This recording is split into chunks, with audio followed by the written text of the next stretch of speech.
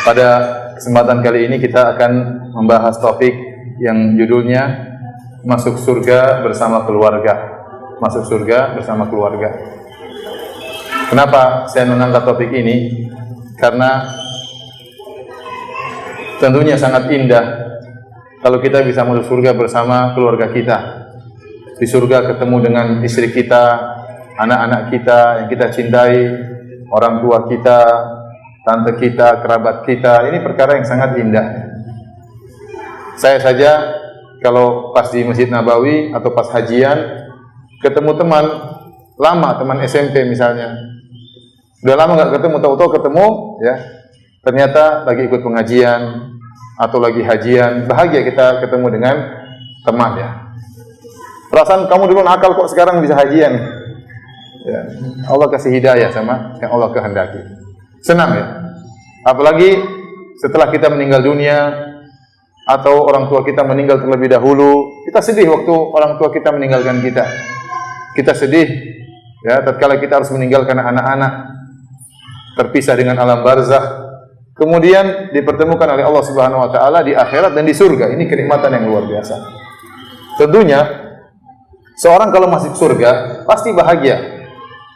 Pasti bahagia. Dan Allah telah menjelaskan dalam Al-Qur'an, "Udkhulul jannata la khaufun 'alaikum wa la antum tahzanun."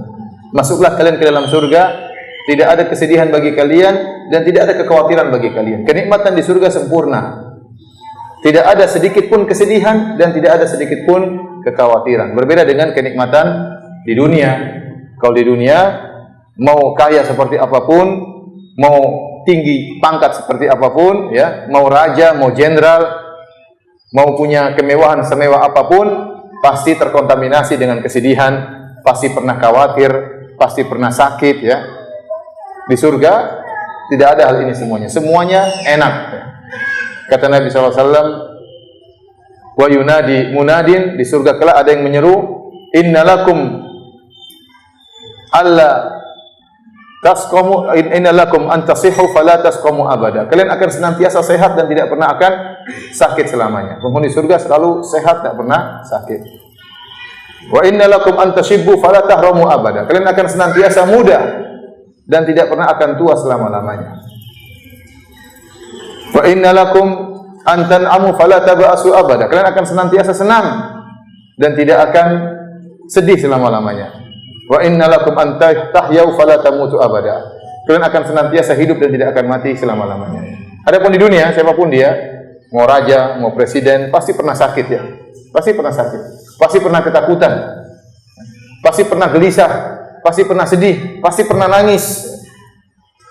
Antum kira hanya orang miskin saja yang sakit? Orang kaya juga sakit. Bahkan terkadang orang kaya mencret juga seperti antum. Antum kira raja tidak mencret, presiden tidak mencret, mereka juga pernah sakit seperti antum.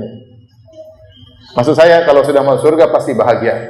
Tetapi Allah menghendaki kebahagiaan yang lebih sempurna lagi. Antum kalau mau surga nggak akan sedih. Tapi ada kebahagiaan yang lebih sempurna tatkala antum mau surga bersama keluarga. Oleh karenanya Allah Subhanahu wa taala menyebutkan di antaranya dalam surat Ar-Ra'd tentang orang-orang yang melakukan amal saleh. Kata Allah Subhanahu wa taala, di antaranya mereka menyambung silaturahmi dan yang lainnya. Kata Allah Subhanahu wa taala, "Jannatu adnin yadkhulunaha wa man salaha min abaihim wa azwajihim wa dzurriyyatihim." Mereka masuk ke dalam surga Aden, surga yang abadi. Mereka dan siapa? Wa man salaha min abaihim, dan orang tua mereka yang saleh juga masuk surga. Wa azwajihim, istri-istri mereka, suami-suami mereka yang saleh juga mau surga. Wa dzurriyyatihim, anak-anak mereka juga mau surga. Kebahagiaan luar biasa. Allah sebutkan. Jadi enggak mau surga sendiri, tapi ngajak orang tua, ngajak istri, ngajak anak, ya. Kebahagiaan yang luar biasa. Bahkan di antara doa para malaikat yang Allah sebutkan dalam surat Ghafir ayat 8, malaikat berdoa, "Rabbana wa adkhilhum jannati adnin allati wa'adtahum wa man salaha min abaihim wa azwajihim wa dzurriyyatihim innaka antal azizul hakim." Malaikat berdoa, "Ya Rabb kami, masukkanlah mereka, ya orang-orang beriman yang bertobat kepada Allah, masukkanlah mereka ke dalam surga. Kemudian juga surga yang telah Kau janjikan bagi mereka, dan juga masukkan ke dalam surga orang tua mereka yang soleh, istri-istri mereka yang soleh, suami mereka yang soleh, dan anak-anak mereka yang soleh." Malaikat mendoakan agar kalau orang mukmin masuk surga tidak sendirian, tapi ngajak orang tuanya, ngajak istrinya, ngajak apa? Anak-anaknya. Karena ini kebahagiaan yang sangat indah tatkala kita bisa berkumpul bersama keluarga di akhirat. Karenanya para hadirin dan hadirat yang rahmat Allah Subhanahu wa taala, ini pembahasan penting agar kita tidak egois tatkala menjalani kehidupan beragama dalam kehidupan ini. Allah larang. Jangan sampai ada seorang suami berpikir, bukan urusan saya istri saya, bukan urusan saya anak-anak saya. Tidak, itu semua urusanmu dan anak dan istrimu tanggung jawabmu. Tidak boleh egois. Jangan dibilang saya sholat, anak saya mau narkoba, mau apa, biarin aja, ini bukan urusan saya. Oh, nggak boleh begitu. Mau istri saya jadi bahlul atau bahlulah, ya terserah. Bukan urusan saya. Ngomong nggak pakai jilbab, mau bukan urusan saya. Oh, nggak bisa begitu. Allah melarang kita egois. Oleh karenanya Allah sebutkan dalam Al-Quran, ya ayyuhalladzina amanu ku anfusakum wa ahlikum nara wa quduhan nasu wal hijarah 'alaiha malaikatun ghiladun syidad. Kata Allah Subhanahu wa taala, wahai orang yang beriman, jagalah diri kalian dan keluarga kalian dari neraka jahanam. Jangan sampai kalian kena neraka, jangan sampai juga anak dan istri kalian kena neraka jahanam. Kenapa? Sangat ngeri. Wa quduhan nasu wal hijarah. Kata Allah Subhanahu wa taala, yang bahan bakarnya adalah manusia dan batu. Orang kafir terbakar di neraka dan mereka juga jadi bahan bakar. Batu jadi bahan bakar, bukan bensin, batu jadi bahan bakar. 'Alaiha malaikatun ghiladun syidad, dan ternyata di neraka ada malaikat-malaikat yang keras dan kasar, mengerikan. Oleh karenanya Allah larang seorang egois. Ajak anak istrimu masuk surga. Jangan egois, jangan pikir diri sendiri. Dalam ayat yang lain, dalam surat Thaha, kata Allah Subhanahu wa taala, wa'mur ahlaka bis-sholati wastabir 'alaiha. La nas'aluka rizqan nahnu narzuquk wal 'aqibatu littaqwa. Kata Allah, perintahkanlah keluargamu untuk salat. Suami disuruh, perintahkan anak istrimu salat. Perintahkan baik-baik, suruh mereka salat. Wastabir 'alaiha, dan bersabar. Salat butuh kesabaran. Suruh anak salat butuh kesabaran. Merintah istri salat untuk butuh kesabaran. Ya, karena sebagian istri kepala batu ya. Sebagian anak apalagi kepala batu. Dikasih tahu nggak mau dengar. Ya. Butuh kesabaran, jangan marah-marah ya. Karena saya pernah dengar ada kasus, ada seorang dia sholat subuh. Sebelum sholat subuh dia bangunkan istrinya. Bangun sholat subuh. Ya pergi dulu sana. Suaminya pergi sholat subuh. Waktu pulang istrinya masih tidur. Marah dia. Kamu dari tadi nggak bangun sholat subuh, saya ceraikan kamu. Dicerai gara-gara terlambat sholat apa? Subuh. Ini ngawur seperti ini. Ini nggak sabar namanya. Namanya apa? Nggak sabar. Dia salah juga dalam menjalankan perintah Allah Subhanahu wa taala. Harusnya istrinya dihukum pakai karet, dia hukum pakai senapan. Salah seperti ini. Kasih hukuman dia, tapi bukan begitu caranya. Langsung apa? Diceraikan. Bukan begitu. Kata Allah, wastabir 'alaiha, bersabar untuk salat. Sabar juga untuk menyuruh mereka untuk apa? Salat. Sama anak lembut, bangunkan salat. Ada orang apa? Saya pernah dengar ceramah di Arab Saudi, ada orang tua yang marah sama anaknya. Bangunkan salat, anaknya enggak bangun. Nak, bangun. Gum, bangun. Ya Allah, salli, bangun. Enggak mau bangun dia. Ya himar, kata dia. Gum. Anaknya apa Abi apa? Himar. Abi bapaknya himar. Lah ya kalau saya himar berarti Abi bapaknya siapa? Himar. Bangun dia tapi. Enggak juga jangan begitu juga. Apa enggak bisa lembut-lembut gimana caranya? Wastabir 'alaiha, sabar, salat harus sabar. Nyuruh mereka salat juga apa? Harus sabar. Kata Allah, la nas'aluka rizqan, kami tidak minta rizki dari kalian. Peringatan kata para ulama, banyak orang tidak menyuruh anak istrinya salat gara-gara sibuk cari rizki. Sibuk kerja, keluar pagi pulang malam, tidak pernah nyuruh anaknya salat, tidak pernah nyuruh istrinya salat. Apa susahnya duhur telepon istri? Sayang, sudah salat belum? Apa susahnya maghrib telepon anak? Nak, kamu di mana? Sudah salat belum? Sayang, anak kita sudah salat belum? Tolong kasih tahu. Meskipun kita jauh. Kan enggak susah, biayanya juga murah sekarang. Apalagi WhatsApp gratis. Oleh karenanya, la nas'aluka rizqan, kata Allah, kami tidak pernah minta rizki dari kamu. Kenapa? Kalau kamu cari rizki, kalau kita minta rizki dari kamu cari rizki. Tapi kan kami tidak pernah minta rizki. Kenapa Anda mencari rizki sampai lupa untuk menyuruh anak istri apa? Salat. Anda hanya mikirkan kepentingan duniawi. Rizki tidak akan pernah ada ujungnya. Terus nyari, anak istri lupa diajari salat. Kata Allah, nahnu narzuquk, bahkan kami yang kasih rizki kepada kamu. Kata para ulama, barang siapa yang menyuruh anak istrinya salat akan dimudahkan rezekinya oleh Allah. Anda kerja, silakan berusaha.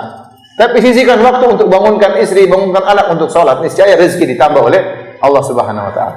Maksud saya para hadirin hadirat, ini dalil bahwasanya seorang tidak boleh egois dalam masalah akhirat. Dia harus mikir anak istrinya juga, gimana anak istrinya supaya bisa masuk surga bersama dia. Oleh karenanya para hadirin hadirat, pada kesempatan kali ini kita akan bicarakan bagaimana kiat-kiat agar kita bisa masuk surga bersama istri kita, bersama anak-anak kita. Dan kita tahu bahwasanya tidak semua kehidupan kita di dunia ini kehidupan mewah kaya raya, tidak semua. Ada kehidupan yang susah, ada yang kehidupan yang miskin. Tapi kita ingin bahagia di dunia dan kita ingin bahagia juga apa? Di akhirat kelak. Maka perlu ada beberapa perkara yang harus kita perhatikan yang ingin saya sampaikan pada kesempatan kali ini.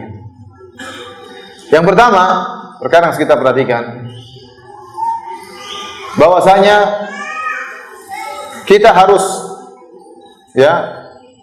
menjadikan orientasi kita dan istri, orientasi kita, tujuan kita adalah akhirat, bukan dunia. Karena kalau orientasi kita dunia, capek kita. Tapi kalau orientasi kita akhirat, kita tahu dunia ini sarana untuk mencapai akhirat. Dunia ini pasti kita harus tempuh. Kita ingin sampai akhirat, nggak mungkin langsung mencapai akhirat, harus lewat dunia dulu. Tapi ingat, dunia ini hanya tempat untuk lewat, tempat untuk mampir, bukan tempat tinggal selama-lamanya. Tatkala orientasi kita akhirat, kita akan semangat. Kita kerja ya kerja, tapi kita tahu ini uang untuk saya gunakan untuk sekolahkan anak, untuk datangkan guru ngaji, untuk berbakti kepada orang tua, untuk menafkahi istri. Orientasinya akhirat. Istri pun demikian, diajarin untuk orientasinya akhirat. Kalau istri orientasinya dunia, capek kita. Minta ini, minta anu, minta ini, minta anu, nggak pernah berhenti. Nggak pernah qanaah. Tapi kalau sama-sama orientasinya akhirat, tujuannya akhirat, perkaranya lebih ringan. Karenanya para hadirin hadirat yang dirahmati Allah Subhanahu Wa Taala, perlu kerjasama antara suami istri untuk bisa mengingat akhirat, untuk bisa mengingat Allah Subhanahu Wa Taala. Sungguh indah suatu hadis di mana Rasulullah SAW menyebutkan, rahimallahu imra'an qama minal lail fa shalla. Semoga Allah merahmati seorang lelaki yang dia bangun di tengah malam kemudian dia salat malam. Wa aiqadha ahlahu, kemudian dia bangunkan istrinya untuk salat. Fa in abad, kalau istrinya enggak mau salat, nadhaha ala wajhiha alma, maka dia pun ambil air, dia percikan di wajah istrinya, suruh bangun. Allah puji lelaki seperti ini, Allah rahmati dia. Wa rahimallahu imra'atan, dan semoga Allah merahmati seorang wanita qamat minal lail, bangun tengah malam, fa shallat, kemudian dia salat malam. Wa aiqadhat zaujaha, kemudian dia bangunkan suaminya. Fa in aba, kalau suaminya enggak mau bangun, nadhahat ala wajhil ma, dia percikan air di wajah suaminya supaya apa? Bangun. Kenapa? Mereka berdua kerjasama untuk bisa salat malam, butuh kerjasama. Antum pun demikian, usahakan salat malam sama istri. Luar biasa kalau Anda berhasil salat malam sama istri, luar biasa. Dirahmati oleh Allah kedua-duanya. Bagaimana caranya? Perjanjian sebelum tidur. Istriku, sayangku, nanti malam kita salat malam ya. Ini ada air, saya taruh samping sini ya. Kalau kamu nggak bangun jangan marah ya, saya percikan. Kalau nggak bangun lagi saya tumpahkan loh, jangan marah ya. Sepakat suami istri. Oke, sip, tidur. Oke, nanti bangun. Dia nggak akan marah karena sudah perjanjian sebelumnya. Kalau tiba-tiba bangun, suaminya tobat mendadak malam-malam, mendadak tobat. Istrinya juga suruh tobat. Nggak bisa begitu caranya, harus pelan-pelan. Malam-malam harus kerjasama. Ingat, di malam-malam. Bangunkan istri baik-baik, dipijit kakinya, sayang, bangun sayang. Sayang, dielus-elus alisnya, sayang. Kan indah seperti itu. Dicium bibirnya, sayang ya, bangun. Kan bagus seperti itu. Ambil air, percikan. Kalau nggak mau bangun, percikan air. Sayang, bangun. Doain anak-anak. Dia ingat anak-anak, mungkin dia semangat. Cintaku, bangunlah engkau. Kita ingin masuk surga bareng-bareng. Bisik di telinganya. Kalau dia nggak mau lagi, bisik. Dia pasti bangun. Saya mau poligami. Dia pasti bangun. Dia pasti bangun ya. Aku mau apa tuh? Kamu nggak mau bangun lagi, bisikin seperti itu. Jadi ajak istri untuk apa? Untuk sholat malam. Istri juga begitu, ngajak suami sholat malam pelan-pelan. Pijit suami, masya Allah, bikinkan kopi, taruh di samping suami. Mas, kopinya sudah jadi. Sholat malam, doain anak-anak, indah. Bisa kerjasama untuk sholat malam, luar biasa. Kata Nabi SAW, fa in shallaya jami'an kutiba minadz-dzakirin Allah katsiran wadz-dzakirat. Kalau ternyata mereka salat malam berdua bareng-bareng, maka dicatat kedua-duanya, sang suami dicatat sebagai lelaki yang banyak mengingat Allah, dan wanita, istrinya dicatat sebagai wanita yang banyak mengingat Allah, yang Allah sebutkan dalam Al-Quran. Wadz-dzakirin Allah katsiran wadz-dzakirat. A'adallahu lahum maghfiratan wa ajran 'azima. Allah siapkan bagi mereka ampunan dan ganjaran yang besar, luar biasa. Padahal mereka mungkin sholat cuma berapa menit, tapi dianggap oleh Allah sebagai orang-orang yang banyak mengingat Allah. Kenapa? Sulit bangun malam, tidak gampang. Mungkin mereka sholat cuma 10 menit, tapi dianggap oleh Allah sebagai lelaki, suami yang banyak mengingat Allah, dan istri yang banyak mengingat Allah. Ini dalil kata para ulama, boleh terkadang suami istri sholat berjamaah kadang-kadang, bukan setiap saat. Sholat sendiri lebih baik, karena seorang ingin berkholwat kepada Allah Subhanahu wa Ta'ala. Seorang ingin bebas, dia baca Quran sebisa dia. Oleh karena saya sering sampaikan kepada para jamaah, ya, saya selalu sampaikan, di antara hal yang membuat seorang mudah untuk sholat malam, dia punya hafalan Al-Quran. Kalau dia punya hafalan Al-Quran, dia semangat sholat malam. Tapi kalau dia nggak punya hafalan, dia nggak sholat malam, ya. Mau baca apa katanya? Makanya saya ingatkan, antum-antum ini sebelum tewas, ya, berniat untuk bisa hafal juz amma. Sebelum meninggal harus bisa hafal apa? Juz amma. Saya ingin tanya sama antum sekalian, siapa yang hafal juz amma angkat tangan? Siapa yang hafal? Ustaz, saya takut riak katanya. Yang hafal siapa? Saya mau tes, angkat tangan. Siapa yang hafal juz amma? Enggak ada, gimana? Ada, saya pasti yakin ada, tapi ya maksudnya tidak banyak. Ya, kalau enggak punya hafalan gimana mau sholat malam? Nanti sholat malam, ayo sayang sholat malam. Mas, kok rakaat pertama, rakaat kedua sholatnya sama semua, Mas? Papi kok sholat ini udah mami aja di imam katanya. Gimana enggak punya hafalan? Kalau enggak punya hafalan, rindu untuk apa? Sholat malam. Ini di antara hal kerjasama dengan istri sholat malam luar biasa. Dan banyak, ini sebagai contoh saja, banyak kerjasama yang lain yang menunjukkan Anda dan istri Anda punya orientasi akhirat. Kerjasama bikin pengajian, kerjasama jadi panitia pengajian, kerjasama ngundang ustadz bikin pengajian di rumah, kerjasama kita gerakan ibu-ibu di desa-desa, ayo kamu datang ke, saya datang ke bapak-bapaknya, kamu ke ibu-ibunya, bikin acara. Karena kita itu manusia ini, kalau tidak disibukkan dengan kebaikan, akan disibukkan dengan keburukan. Coba kalau nggak punya kesibukan pengajian, kerjasama sama istri apa? Ayo mas, ada film bagus mas, nonton sinetron. Kerjasama nonton sinetron. Istrinya bangunkan suaminya bangun malam, bukan sholat malam, nonton bola. Mas, bolanya lagi final mas. Subhanallah. Kerjasama nonton bola. Di malam bulan Ramadan, malam Lailatul Qadar nonton bola. Orang-orang baca Quran, dia gol.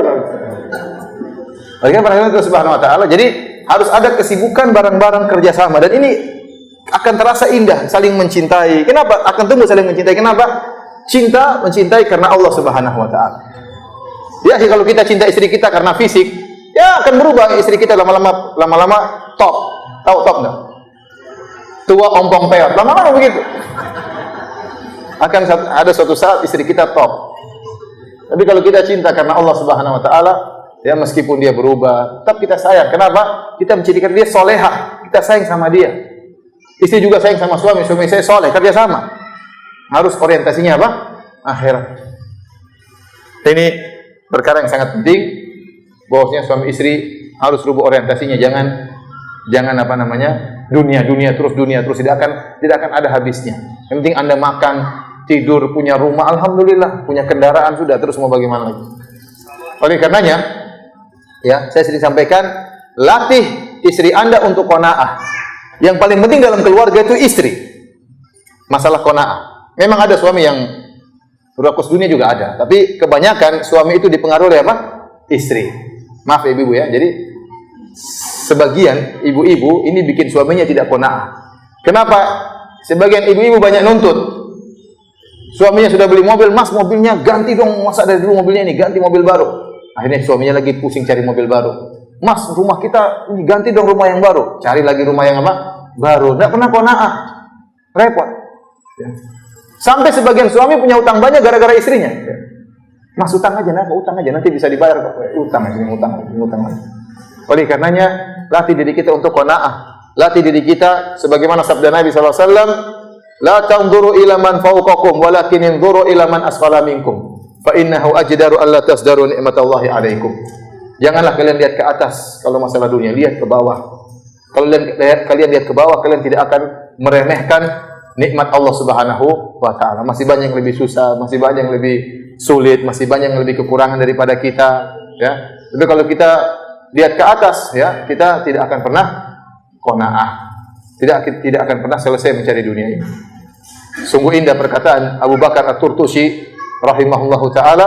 Beliau berkata, "Inna lillahi ibadan futana." Sungguhnya Allah memiliki hamba-hamba yang cerdas. Talaqud dunya wa khaful fitana. Mereka menceraikan dunia dan mereka takut dengan fitnah. Nadharu fiha falamma alimu annaha laysat bihayyin watana ja'aluha lujjatan wattakhadhu salihal a'mali fiha suhuna. Tatkala mereka memperhatikan hakikat dunia, mereka dapati dunia ternyata bukan tempat selama-lamanya untuk tinggal, tapi akan ditinggalkan. Maka mereka menjadikan, ya, dunia itu seperti lautan yang berombak, dan mereka menjadikan amal soleh mereka seperti perahu yang akan menyelamatkan apa? Mereka dari ombak-ombak dunia tersebut. Ya. Jadi perlu kerjasama suami istri, saling mengingatkan. Ya. Ya. Dan ada nasihat yang saya selalu sering dengar dari Syekh Abdul Razak, guru saya hafizahullah taala. Dia mengatakan kalau bisa keluarga itu ada acara pengajian di rumah, tidak usah panggil ustaz, masing-masing jadi ustaz. Gimana caranya? Seminggu sekali atau sebulan sekali bikin acara pertemuan keluarga. Hari ini suami yang ceramah. Kalau nggak bisa ceramah, baca. Pokoknya baca hadis, coba jelaskan makna hadis tersebut. Ya, kan bisa baca, ada buku terjemahan. Nanti minggu depan istrinya yang ceramah. Ya, tentang apa namanya? Bahayanya kalau poligami tidak adil. Kata Nabi SAW, "Man lahum ra'atani famalat ila idahuma ja'a yaumal qiyamati wa shikkuhu ma'il." Barang siapa yang punya istri dua, condong kepada salah satunya, datang hari kiamat badannya miring. Hati-hati. Jadi masing-masing ceramah. Anak ceramah tentang orang tua yang baik. Bapak ceramah tentang anak yang soleh. Nah, pokoknya suasana ada hidup pertemuan keluarga setiap seminggu sekali, masing-masing isi ceramah tiap apa? Tiap minggu. Namun saya belum bisa praktekkan nasihat ini. Ya. Karena saya sering keluar, anak saya entah kemana. Nanti mudah-mudahan kalau berkumpul satu hari, masing-masing apa? Ceramah. Harus ada pertemuan. Jadi ini menghidupkan suasana agama dalam apa? Rumah. Agar kita merubah orientasi berpikir kita bahwasanya dunia ini cuma sementara. Sering-sering bilang sama istri, "Oh istri gitu, mudah-mudahan kita mau surga." Aduh, hidup cuma sementara. Sering-sering mengucapkan seperti itu. Kalau kita melihat kemewahan dunia, bilang perkataan Nabi sallallahu alaihi wasallam, "Labbaik," apa kata Nabi sallallahu alaihi wasallam? "La aisha illa aishul akhirah." Sungguhnya tidak ada kehidupan yang sungguhnya kecuali kehidupan akhirat. Agar kita enggak lupa. Lihat mobil mewah, la aisha illa aishul akhirah. Tidak ada kehidupan yang sungguhnya kecuali kehidupan apa? Akhirat. Kalau kita enggak ingat akhirat, kita ngiler lihat mobil mewah, ngiler lihat rumah mewah. Manusia seperti itu sifatnya. Harus sering diingatkan. Jadi, perkara yang sangat penting, bikin kesibukan urusan apa? Akhirat. Urusan pengajian kah, urusan apa kah, pokoknya bikin kesibukan sama istri. Ajar dia untuk apa? Qanaah. Baik. Kalau qanaah, Anda akan bahagia. Ya. Sebagaimana perkataan Imam Syafi'i rahimahullah, ya. "Idza ma kunta dza qalbin qanu'in fa anta wa malikud dunya sawa'u." Kalau kau qanaah, maka kau dan raja sebenarnya sama saja. Sama saja. Raja belum tentu bahagia dengan begitu banyak kemewahannya. Dia punya ambisi. Tapi Anda sudah qanaah, mungkin rumah sederhana tapi bahagia. Bahagia. Maka saya sering sampaikan, saya juga tidak berkeinginan, tidak mimpi mau menjadi orang kaya raya. Memang jadi orang kaya raya itu enak. Memang dari satu sisi kelihatannya enak. Dari sisi yang lain belum tentu enak. Dia khawatir perusahaannya jatuh, dia khawatir ada persaingan perdagangan, dia khawatir kalah tender, dia khawatir hartanya diambil orang, ya. Banyak. Kemudian kalau sudah sudah bulan Ramadan mau lebaran, dia harus pikir gimana kasih pegawai THR, banyak dia pikirkan. Apalagi mau jadi pejabat, aduh. Jangan deh, kasihan dia pejabat. Kelihatannya senyum, tapi di balik senyumannya banyak sekali masalah yang harus dia pikul. Cercaan orang, tuduhan orang, macam-macam.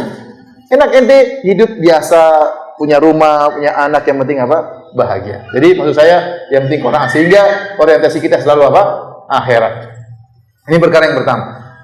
Perkara berikutnya yang sangat penting, yaitu kita ingin mengajak anak-anak kita untuk apa? Masuk surga juga. Ini sangat penting. Karena saya sering sampaikan, anak-anak itu merupakan aset terbesar milik orang tua. Terbesar yang mendatangkan kebahagiaan di dunia, apalagi kebahagiaan di akhirat. Ya akhi, kita kalau lihat saudara anak kita soleh, kita sangat bahagia. Saya, ya anak saya tidak, maksudnya saya lihat anak-anak saya, ya baca Quran, ngapalin Quran, bahagia sekali saya. Tapi kalau lihat anak saya dangdutan kan gimana perasaannya? Dangdutan ikut goyang-goyang joget. Kamu ini belajar di mana kayak gini?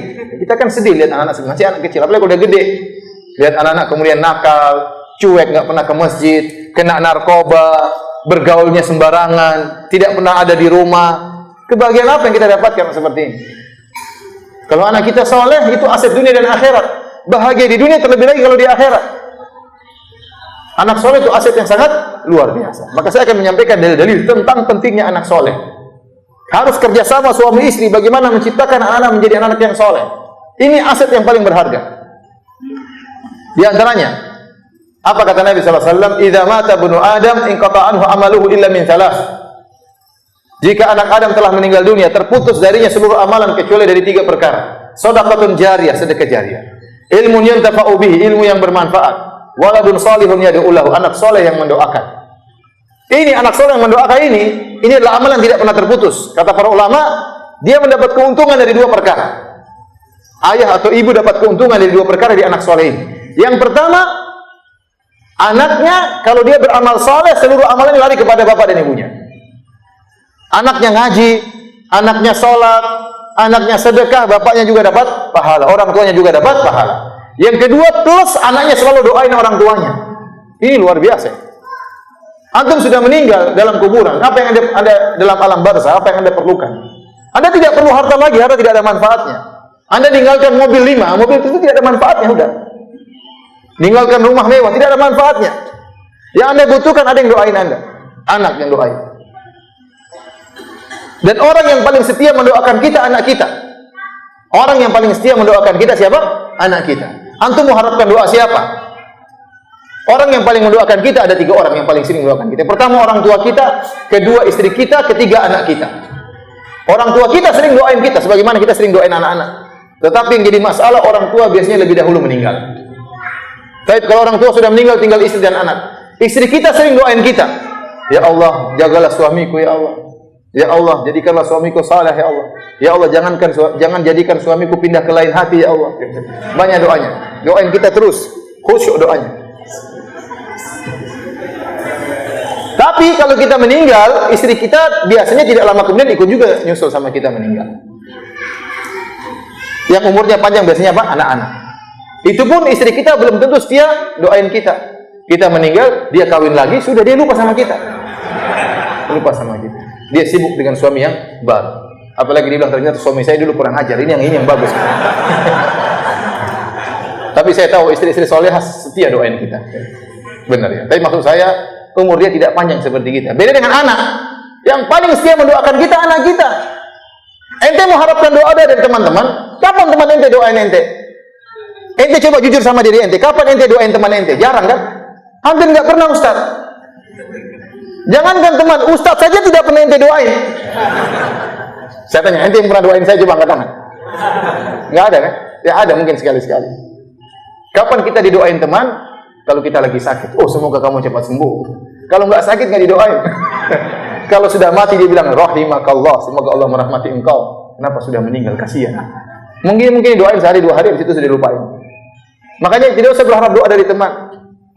Harap doa dari anak, karena itu syar'i. Rasulullah SAW mengatakan anak soleh yang apa? Mendoakan kita.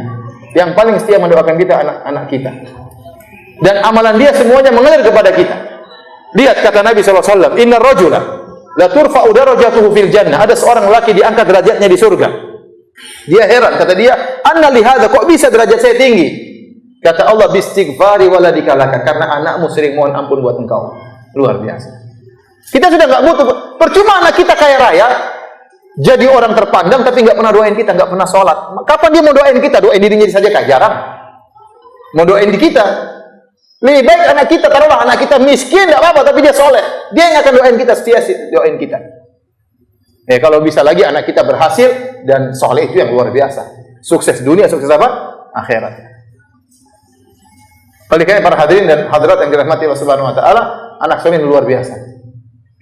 Manfaatnya sangat luar biasa. Di antara yang menunjukkan sangat pentingnya anak soleh, antum bayangkan, kalau antum meninggal, antum punya anak dua, ya. Satu 40 tahun lagi baru meninggal, satunya 50 tahun lagi baru meninggal.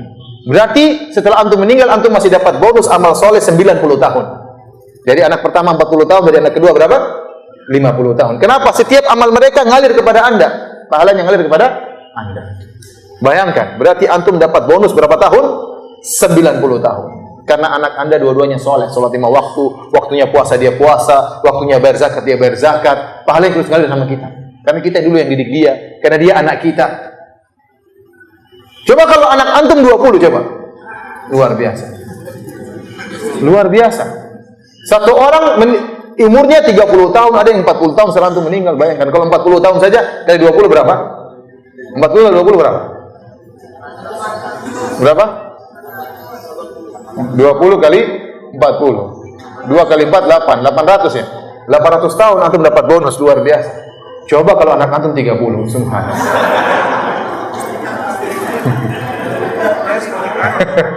Bagaimana caranya itu bukan urusan saya.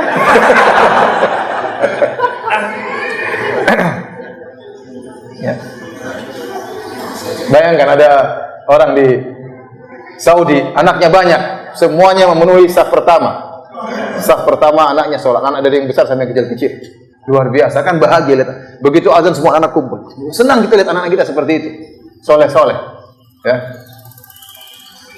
Disebutkan tatkala dia anaknya lagi ngumpul, ada anak kecil yang lari-lari. Anak dia tahu, nakal lari di masjid. Dia larang, jangan nakal. Kamu, ibumu yang mana ibumu?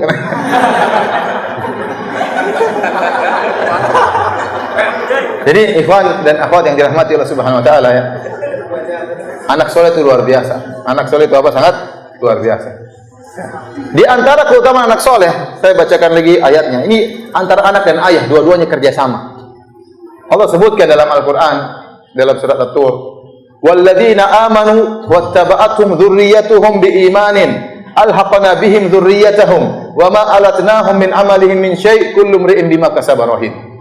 Kata Allah, walladzina amanu, orang yang beriman, wattaba'athum dzurriyyatuhum, kemudian anak-anaknya juga ikut beriman, alhaqna bihim dzurriyyatahum, maka kami akan sertakan anak-anaknya kepada mereka, wama alatnahum min amalihim min syai', dan kami tidak akan kurangi amalan mereka sama sekali.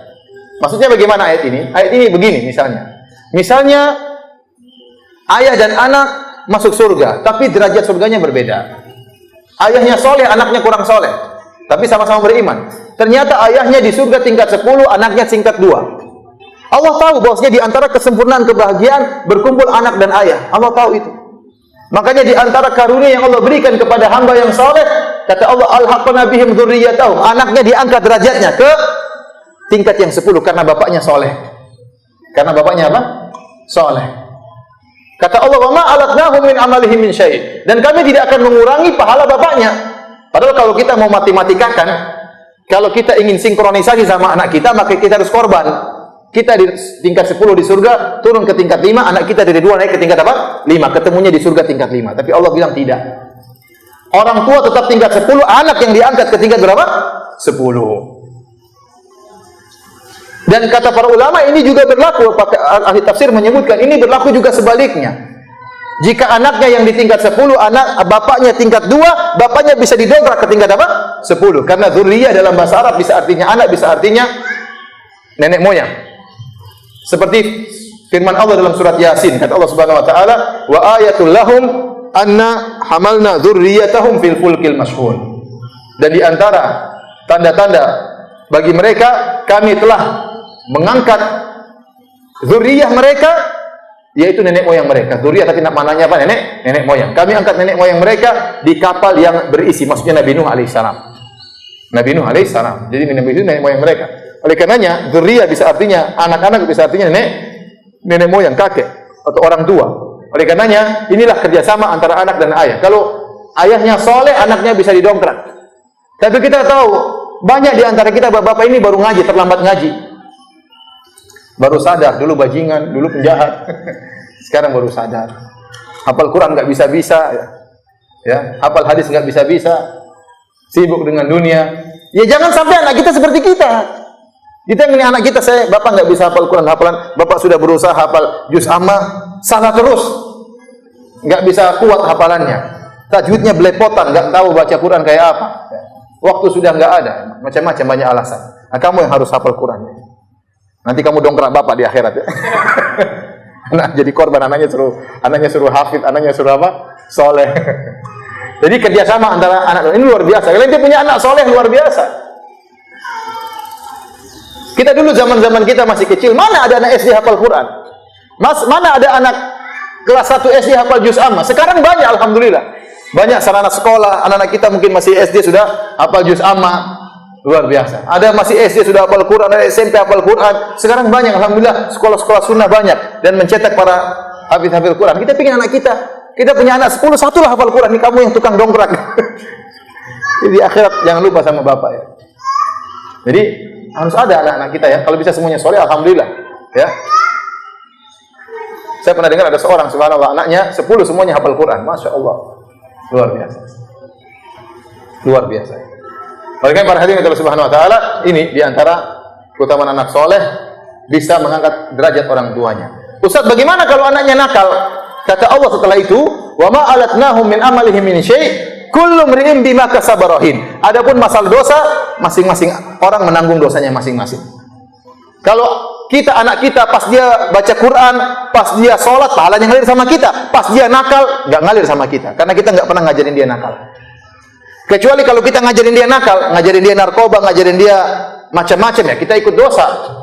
Tapi kalau kita nggak pernah ngajarin dia nakal, tahu-tahu dia nakal, itu dosanya nggak ngalir sama kita. Yang ngalir cuma pahalanya. Ini diantara rahmat Allah Subhanahu wa ta'ala. Di antara baiknya Allah Subhanahu wa ta'ala. Makanya Allah mengatakan kullu nafsin bima kasabat rahina illa ashabal yamin. Setiap orang akan menanggung dosanya masing-masing. Illa ashabal yamin, kecuali penghuni surga, dia bisa bawa kerabatnya masuk surga. Kalau dosa masing-masing nanggung, ya, selama tidak punya andil satu dengan yang lainnya. Tapi kalau amal soleh, maka orang tua akan terkena amal soleh apa? Anaknya. Ini diantara rahmat dan karunia Allah Subhanahu wa ta'ala. Nah, tatkala Anda sekarang sudah tahu bahwasanya anak soleh itu aset terbesar. Ya, subhanallah, senang kita punya anak ya. Ya, anak ini ya, satu hafal Quran, satu ini, masya Allah, bahagia kita. Ya, mereka kadang nakal, tapi ya begitulah anak-anak ya. Tapi waktunya baca Quran, mereka baca Quran. Kita ajak ke masjid, senang luar biasa kita. Lihat anak-anak seperti itu. Kita dulu nggak seperti itu. Ya, kita dulu keterbatasan. Dai dulu kurang, hampir tidak ada dai. Ya. Dai dulu, saya tahu zaman kita dulu jarang orang ada bikin pengajian. Di kampung saya jarang bikin pengajian. Paling-paling pengajian nanti Maulid Nabi. Itu pun nanti ketawa ketiwi, nggak ada ilmunya, terus tahun depan lagi ketemu lagi. Tapi pengajian rutin di masjid hampir nggak ada. Sekarang alhamdulillah banyak orang dikasih ilmu. Pengajian sekolah-sekolah juga banyak hafal Quran, banyak pengajian. Alhamdulillah sekarang sarana untuk menjadikan anak kita baik lebih mudah daripada kita dahulu. Ya. Meskipun orang tua kita perhatian, namun sarana dulu nggak ada. Sarana dulu nggak ada. Tapi para hadirin dan hadirat yang Allah Subhanahu wa taala, tatkala kita tahu bahwasanya anak merupakan aset yang sangat besar untuk kita ajak bersama masuk surga, maka untuk menjadikan mereka soleh perlu perjuangan. Perlu perjuangan. Perlu perjuangan, perlu pengorbanan waktu, pengorbanan duit. Perlu perjuangan, perlu pengorbanan. Nah, bagaimana kita berusaha menjadikan anak kita soleh? Yang paling pertama dan utama adalah berdoa. Ini paling utama, berdoa. Para anbiya, para nabi dahulu mendoakan anak-anak mereka. Lihat Nabi Ibrahim alaihissalam, dia berdoa, Rabbi ja'alni muqimas salati wa min dzurriyyati. Ya Rabbku, jadikanlah aku penegak salat dan juga anak keturunanku. Jadikan mereka penegak apa? Salat. Dia mendoakan anaknya supaya anaknya rajin salat. Anda pernah doain anak Anda, ya Allah jadikan anak saya rajin salat ya Allah. Sekarang banyak fitnah ya Allah. Di Bali ini banyak macam-macam ya Allah. Di Bali ini banyak bule ya Allah. Doain. Banyak maksiat di sini, ya Allah, anak saya selamatkan. Kapan kita doain anak kita rajin salat? Nabi Ibrahim doain anaknya supaya rajin salat. Nabi Ibrahim juga berdoa, wajudubni wa baniya an na'budal asnam. Ya Allah, jauhkanlah aku dan keturunanku dari menyembah berhala. Hati-hati ya Allah, banyak kesyirikan, banyak pemikiran menyimpang. Banyak tukang bom, banyak macam-macam, jauhkan anakku dari pemikiran-pemikiran yang sesat. Doain. Jangan sampai mereka terjerumus dalam apa? Kesyirikan. Doain. Nabi Ibrahim doain anaknya supaya selamat dari kesyirikan.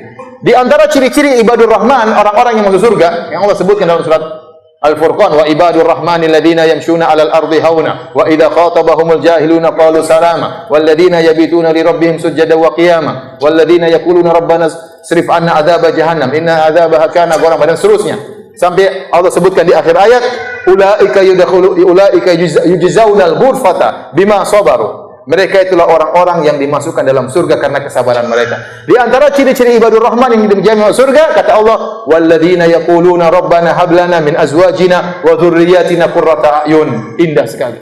Dan orang-orang yang mereka berdoa kepada Allah, ya Rabb kami, anugerahkanlah kepada kami istri yang soleha dan anak-anak yang soleh. Luar biasa. Doain istri jadi istri yang soleha. Antum sering dibentak-bentak istri, doain, ya Allah jadikan istri saya berakhlak mulia. Sungguhnya dia sering bentak-bentak saya, ya Allah. Berdoa kepada Allah, bisa dirubah oleh Allah Subhanahu wa taala. Jangan putus asa. Demikian juga suami yang kurang ajar, ya. Istrinya juga doain. Ya Allah, suamiku sering menyakiti hatiku, ya. Doa. Lembutkanlah hatinya. Jadikanlah dia sayang kepada aku. Jadikanlah dia sayang kepada anak-anak. Doain, saling mendoakan. Jadi harus yang paling utama doa. Doa itu keajaiban. Anak kita yang nakal bisa saja tiba-tiba jadi baik kalau kita kuat berdoa. Dan jangan pernah meremehkan doa. Husnudzan kepada Allah, bahwasanya Allah Maha sayang kepada kita dan bahwasanya Allah Maha mengabulkan doa hamba-hambanya. Ini yang pertama, berdoa. Yang kedua, di antara cara agar anak kita menjadi anak yang soleh, kita juga harus soleh, berusaha. Kitanya juga berusaha untuk soleh. Kita dan istri kita berusaha jadi soleh dan soleha. Kenapa? Anak-anak itu diantaranya mencontohi orang tuanya. Ada orang tua merokok, anaknya nggak boleh merokok, susah. Nah, kamu jangan merokok, jangan seperti Abi. Begitu sih. Bapak enaknya saja merokok, saya nggak boleh, kan repot seperti itu. Kamu jangan bajingan seperti bapak. Jangan bajingan, bapak aja bajingan. Repot. Ya, kita harus berusaha soleh, anak kita soleh. Ya.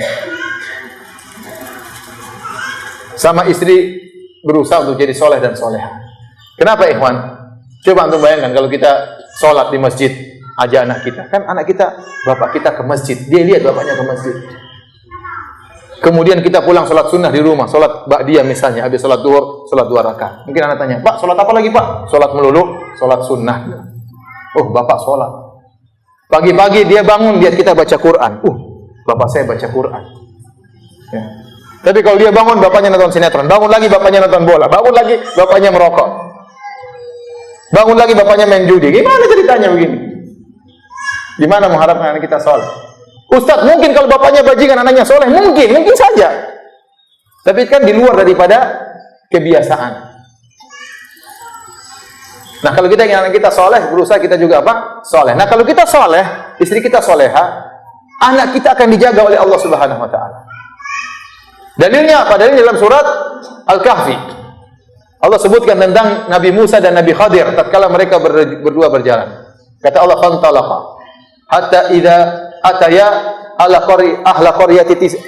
qaryatin istata'ama ahlaha fa abaw ayyudayyifuhuma fawajada fiha jidaran yuridu an yanqadha fa aqama." Berjalan Nabi Musa dan Nabi Khadir menuju suatu kaum. Kemudian mereka minta makan, mereka lapar. Ternyata penduduk kaum tersebut, penduduk kampung tersebut tidak mau kasih makan Nabi Musa dan Nabi Khadir. Ini penduduk kurang ajar, ya. Nabi minta makan nggak dikasih. Ini bukan ustaz yang minta makan, tapi apa? Nabi minta makan, mereka nggak kasih. Tapi Nabi Khadir dan Nabi Musa sabar. Waktu mereka hendak keluar dari kampung tersebut, Nabi Khadir mendapati ada tembok yang rubuh. Tembok rumah rusak ini. Diperbaiki oleh Nabi Khadir. Fa'aqama, diluruskan oleh Nabi Khadir. Nabi Musa heran, kenapa kau luruskan tembok orang yang kurang ajar seperti ini, kok diluruskan rumahnya? Maka Nabi Khadir jelaskan kepada Nabi Musa. Kata Nabi Khadir, wa ammal jidaru fakana li ghulamaini yatimaini fil madinati wa kana tahtahu kanzul lahumā wa kana abuhuma salihah fa arada rabbuka ay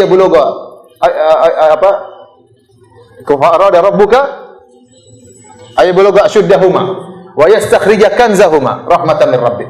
Ya. Kata Nabi Khadir, sungguhnya tembok ini adalah milik 2 anak yatim. Dan di bawah tembok tersebut ada harta mereka. Kalau miring temboknya, ini hartanya akan kelihatan, bisa diambil orang kampung yang jahat-jahat tadi. Tapi kalau diluruskan, maka harta tadi tidak akan kelihatan. Allah ingin mereka anak yatim berdua ini dewasa, kemudian nanti ngambil harta tersebut. Kenapa? Wa kana abuhuma salihah. Karena orang tua dari anak yatim ini adalah orang tua yang saleh. Bayangkan, Allah jaga anak yatim ini karena bapaknya saleh. Karena bapaknya soleh. Apalagi di zaman sekarang, ikhwan. Susah, anak kita bergaul susah kita untuk apa? Untuk kita teliti setiap hari. Mau lihat di CCTV terus kan nggak bisa anak kita. Entah mereka kemana kita nggak tahu. Apalagi di Bali. Banyak pergaulan yang macam-macam. Di Jakarta misalnya. Dahulu kenapa Nabi SAW tidak suka seorang muslim tinggal di kampung orang-orang kafir? Nabi nggak suka. Kenapa? Sulit dia untuk menjalankan ibadah. Di antaranya hikmahnya, anak-anaknya susah untuk bisa berpendidikan Islami. Kenapa tinggal di negara kafir? Sampai sekarang para ulama melarang tinggal di negara kafir kecuali ada maslahat. Kenapa? Khawatir agamanya tergadaikan. Nah, oleh karena kalau antum sekarang tinggal di Bali, makanya antum harus kuatkan Islam antum. Harus kuatkan. Hati-hati anak-anak, jangan sampai salah apa? Bergaul. Antum harus soleh dan soleha supaya Allah menjaga anak kita. Pergaulan sangat mudah apa? Untuk membuat anak kita terjerumus dalam hal-hal yang kita tidak sukai. Oleh karena para hadirin hadirat, kalau kita ingin anak kita soleh, kita berusaha jadi soleh dan soleh. Jangan tinggalkan sholat 5 waktu. Ada harta sedikit kita sedekah. Jangan pernah tinggalkan puasa Ramadan. Ya. Saling ingatkan istri untuk sholat, ingatkan suami untuk apa? Sholat. Doain anak-anak supaya anak kita diselamatkan oleh Allah Subhanahu wa Ta'ala. Kemudian, di antara hal yang mungkin bisa kita lakukan agar anak kita menjadi anak-anak yang soleh, jangan biarkan dia main sembarangan. Karena teman yang buruk sangat berbahaya. Saya sering sampaikan kepada orang Arab, as-sahibu sahib, bahwasanya sahabat itu menarik. Kalau temannya buruk, anak kita akan diajak kepada keburukan. Kenapa ingin jadi teman? Harus sinkron. Kalau temannya baik, dia akan dibawa kepada kebaikan. Nah, kita pesan sama anak kita, cari teman yang baik. Kalau kita dapati anak kita main sama teman yang baik, kita support. Kita hormati temannya tersebut, undang ke rumah, kasih makan. Supaya dia bisa jaga anak kita ini. Hormati teman anak kita itu. Undang ke rumah, suruh tidur di rumah. Masakan Indomie. Belikan makanan. Kenapa? Karena kalau dia salah main, bahaya. Mumpung dia punya teman yang soleh, rajin ke masjid, sudah, itu suruh dia main terus sama teman itu. Jangan sembarang main, bahaya. Teman itu sangat mudah merubah. Sangat mudah. Dari baik kemudian tiba-tiba nakal. Dari tahu-tahu kena narkoba, tahu-tahu berzina, tahu-tahu sangat mudah. Karena pergaulan sangat berbahaya. Hati-hati. Jangan kita bilang anak kita sudah pinter kok, sudah besar, sudah pandai memilih. Jangan seperti itu, hati-hati. Anak kita tuh terkadang masih bingung, masih cari jati diri, masih ikut hawa nafsunya, hati-hati. Kalau Anda tahu ada temannya buruk, jangan biarkan dia main sama teman buruk. Jangan Anda pede, oh anak saya bisa jaga diri. Jangan, hati-hati. Syahwat bermain, ya. Dengan mudah orang terjerumus, hati-hati. Jangan, larang, tidak boleh. Kamu harus main dengan orang yang baik. Kenapa? Kalau sampai dia nakal, kita kena tanggung jawab oleh Allah, dari Allah Subhanahu Wa Taala. Kenapa kita biarkan main dengan anak sembarangan? Anak kita perempuan pacaran sama laki-laki, jangan, tidak boleh. Dibiarin sembarangan pergi ke malam-malam, keluar jam 12 malam, mau ajak kemana anak saya? Kalau zina, ente tanggung jawab. Yang pertama ditanya, ente oleh Allah Subhanahu Wa Taala. Kenapa? Biarkan putrinya jalan-jalan sama laki-laki di malam hari, mau ngapain? Mau pacaran ya? Akhirnya berzina. Sekarang zina sangat mudah. Ya. Dan bisa dilakukan di banyak tempat, di mana-mana. Di lapangan juga bisa kan. Mengerikan. Oleh karena para hadirin Subhanahu Wa Taala harus jaga, jangan sampai dia salah bergaul. Kemudian, ya, anak-anak kalau dia masih kecil, kalau dia besar memang susah. Tapi kalau masih kecil, doktrin anak-anak. Anak-anak didoktrin sejak kecil tentang adab, tentang akhlak. Ya, anak-anak nggak boleh makan apa namanya, orang misalnya orang tua lagi ngobrol dia nimbrung, nggak boleh anak-anak nimbrung kalau bapak dan ada ngobrol sama teman, nggak boleh, itu nggak sopan. Kasih tahu seperti itu supaya dia punya adab. Harus didoktrin anak, kalau doktrin dibilang-bilangin terus akhirnya terima. Misalnya makan harus bersih, nggak boleh tumpah-tumpah, harus bersih, diajarin, ditungguin kalau nggak bersih. Didoktrin sejak kecil adab-adab tersebut. Didoktrin bahwasanya misalnya kamu hati jangan bohong kamu. Kalau kamu bohong, ingat Allah tahu ada neraka, ada surga, diingatkan, doktrin sejak kecil. Jadi mumpung dia masih kecil, masih muda, didikte. Kalau udah besar sudah repot. Bapak saja nggak lulus SMA mau dikte saya, repot sudah. Susah mau dikasih tahu. Tapi mumpung masih kecil, diajarin. Ya. Ajak dia ke masjid, biar dia tahu bagaimana beribadah di masjid. Jadi mumpung masih kecil didoktrin. Kemudian jangan lupa juga kata para ulama, tatkala mendidik anak-anak harus ada namanya ya targhib wa tarhib. Targhib wa tarhib apa namanya? Apa namanya? Targhib artinya motivasi, memberi penghargaan, apresiasi kalau anak kita berbuat kebaikan. Tarhib memperingatkan kalau anak kita berbuat salah, kita tegur, kita kasih hukuman. Ini harus kita lakukan pada anak-anak kita. Misalnya anak kita ternyata hafal satu surat, kita kasih hadiah, ajak makan, belikan mainan. Dia sudah hafal satu surat Al-Quran, dia sudah hafal 2 surat, dia hafal juz amma. Nah, kalau kamu hafal juz amma, Abi belikan sepeda. Kalau dia hafal juz amma, belikan beneran, jangan bohong ya. Belikan beneran, ini sepeda.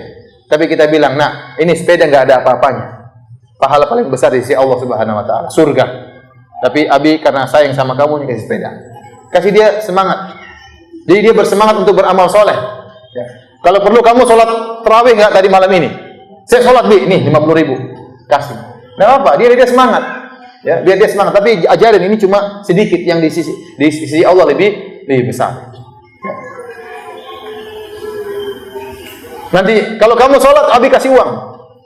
Sholat 5 waktu, setiap sholat 5 waktu 5.000. Duhur dah sholat 5.000, ada 5.000. Lama-lama sudah sebulan, Bi, saya sudah nggak mau sholat lagi. Kenapa? Uang saya sudah banyak katanya.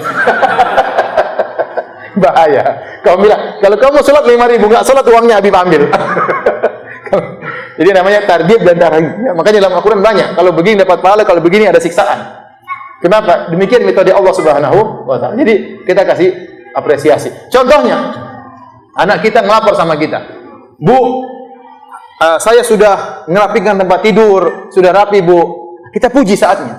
Masya Allah, putri ibu, Masya Allah, pinter, Masya Allah, semoga ditambah semangatnya oleh Allah Subhanahu Wa Ta'ala. Tapi kita selalu sebut Allah supaya dia ingat bahwa ini semua dari apa? Tuhan, dari Allah Subhanahu Wa Ta'ala. Sebagian ibu, wah cuma gitu, ibu dulu juga gitu waktu kecil lah, gitu aja sombong. Ini tadi langsung kacau ya, langsung dia apa? Nggak semangat, ibu saya nggak menghargai saya. Jadi demikian kalau anak kita baik, kita kasih penghargaan, baik berupa uang maupun berupa perkataan. Kalau dia nakal, kita tegur. Kalau perlu kita cubit, nggak apa-apa. Tapi sebelum kita cubit, kita kasih tahu kamu tuh salah atau tidak. Kamu tadi gini-gini, sampai dia tahu kalau dia salah. Sehingga tatkala kita hukum dia tahu bukan karena kita benci sama dia, tapi dia telah melakukan apa? Kesalahan. Sejak kecil seperti itu. Nanti ada saatnya kalau sudah besar kita nggak bisa mukul lagi, kita nggak bisa cubit lagi, kita nggak bisa jewer lagi. Tapi masih kecil kita bisa kasih hukuman. Tentunya tidak boleh pukulnya bukan pukul balas dendam, tentunya tidak ya. Pukul dengan apa? Dengan kasih sayang. Ya, boleh mukul boleh. Kata Nabi SAW, ya, muru auladakum bisolati wa hum sab'u sinin. Perintahkan anak-anak kalian salat waktu mereka berumur 7 tahun. Wadribuhum wa hum asyru sinin. Kalau mereka sudah 10 tahun tidak mau salat maka apa? Boleh dipukul. Tapi pukul dengan adab, bukan pukul apa dengan dendam dan macam-macamnya. Ya.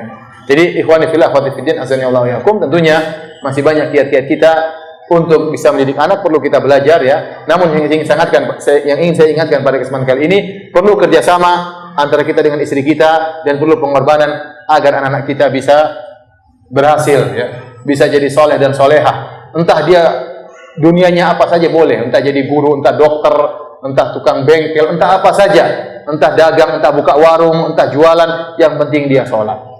Itu harga mati, tidak boleh kita biarkan. Harus dia sholat. Kalau dia nggak sholat, siapa yang mau doain kita kalau kita meninggal? Siapa yang mau doain kita kalau kita meninggal dunia? Siapa yang mengangkat derajat kita di akhirat kalau anak kita nggak sholat? Oleh karenanya harus serius dan perjuangan dan berdoa agar anak kita bisa menjadi anak-anak yang soleh. Demikian ikhwan dan akhwat yang dirahmati Allah Subhanahu Wa Taala, apa yang disampaikan pada kesempatan kali ini.